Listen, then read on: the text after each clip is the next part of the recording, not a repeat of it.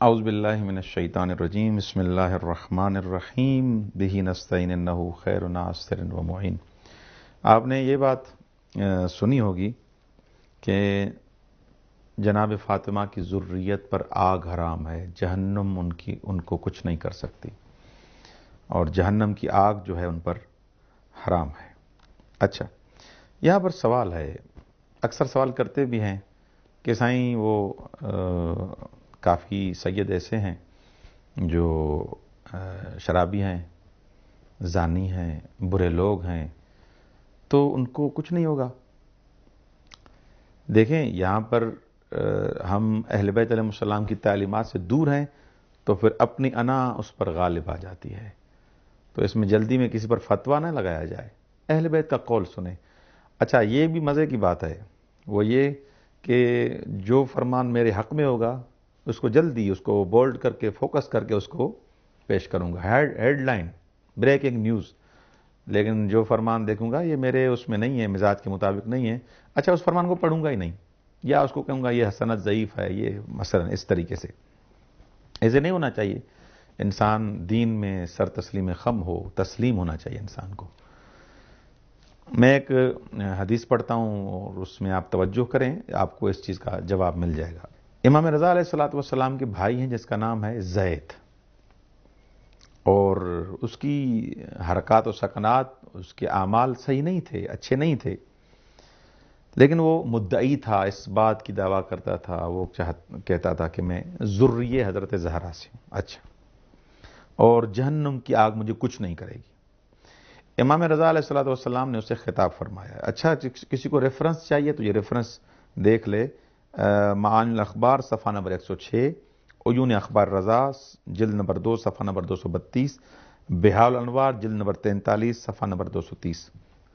اچھا، مولانا نے اس کو کہا، یا زید اغرک قول بقالی الکوفہ ان فاطمۃ احسنت فرجہا فحرم اللہ ذریتہا علی النار۔ اے زید، تمہیں کوفے کے شہر کے کسی بقال نے یہ درواقع ایسے سمجھیں کہ گمراہ کیا ہوا ہے کہ یہ ہے کہ جناب سیدہ عفیفہ تھیں، باتقوا تھیں، باشرف تھیں، مقام عصمت تک پہنچی ہوئی تھیں، تو لہذا تمہیں آگ کچھ نہیں کرے گی۔ لیکن سنو، واللہ ما ذالک الا للحسن والحسین وولد بطنہا خاصتاً، لیکن یہ شرف کہ آگ ان کو کچھ نہیں کرے گی ان کے لیے جو ان کے بطن سے اس دنیا میں آئے ہیں۔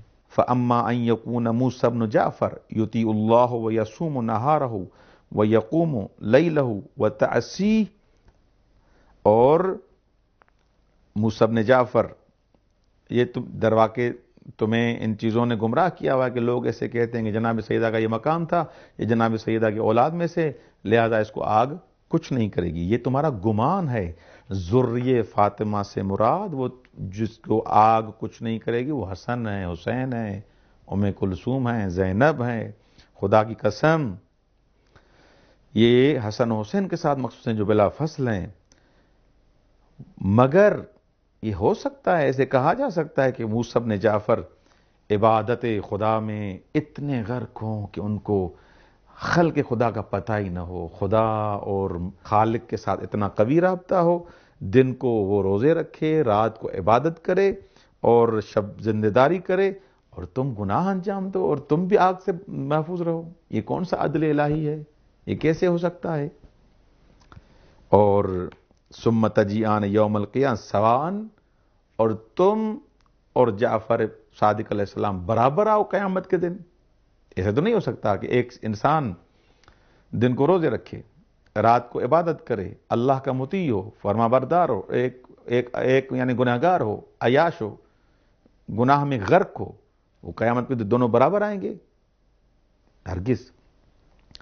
لَأَنْتَ أَعَزُّ عَلَى اللَّهِ عَزَّ وَجَلَّ مِنْهُ إِنَّ عَلِيَّ بْنَ الْحُسَيْنِ كَانَ يَقُولُ لِمُحْسِنِنَا كِفْلَانِ مِنَ الْأَجْرِ وَلِمُسِيئِنَا ضِعْفَانِ مِنَ الْعَذَابِ۔ کیا ہمارے جد امجد امام زین العابدین علیہ السلام کا یہ فرمان نہیں سنا کہ ہم میں سے، یعنی جو جناب سیدہ کی اولاد میں سے ہیں جو نیکوکار ہیں، ان کو ڈبل نیکی کا ثواب ملے گا. اچھے کام کیے تو جواب بھی، جزا بھی ڈبل ہے، ثواب بھی ڈبل ہے. اگر گنہگار ہیں تو ان کو کیفر، وہ گناہ کی سزا بھی ڈبل ہے. یہ کون سی بات ہے کہ نیکیاں کریں تو آپ کو ڈبل اور گناہ کریں تو آپ کو کچھ نہیں ہوگا؟ ایسے نہیں ہے کہ جعفر صادق، زین العابدین، امیر المؤمنین، حسن اور حسین ساری زندگی عبادت کریں اور آپ جب قیامت کے دن آئیں سب برابر آئیں. ہرگز ایسے نہیں ہے.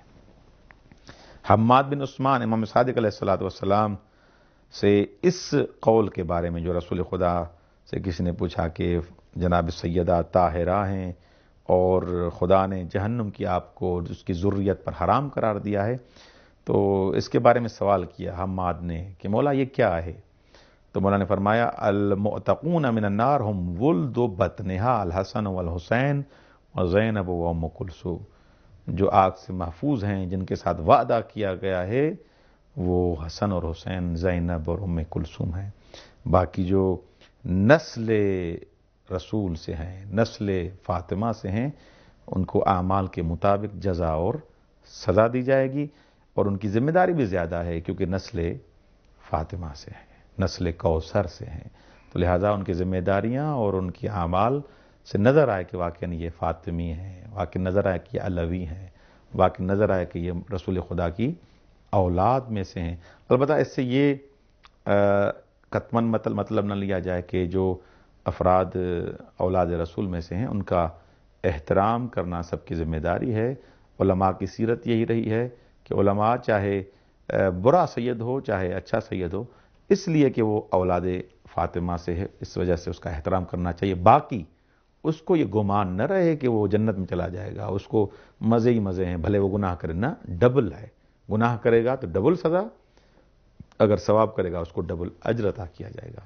خداوند منان ہمیں حقیقی معنی میں اہل بیت علیہ السلام کے فرمان کو سمجھنے اور اس پر عمل کرنے کی توفیق عنایت فرمائے. السلام علیکم ورحمۃ اللہ وبرکاتہ.